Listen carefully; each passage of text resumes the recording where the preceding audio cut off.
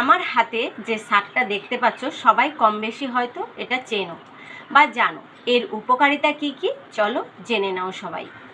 এটা হলো কুলেখাড়া শাক। এই কুলেখাড়া শাক আমাদের মহা ঔষধ হিসেবে কাজ করে।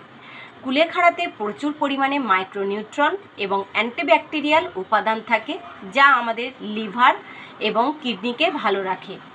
কিডনির পাথর গলিয়ে দিতে সাহায্য করে।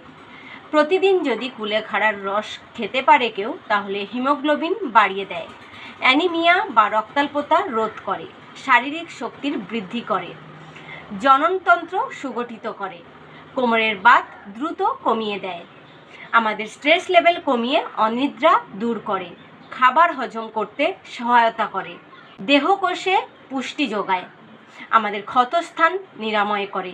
গর্ভবতী মায়েরাও এই কুলেখাড়া শাক খেতে পারো, তাহলে প্রচুর পরিমাণে আয়রনের ঘাটতি পূরণ করবে। এটি রোগ প্রতিরোধ ক্ষমতা বৃদ্ধি করে।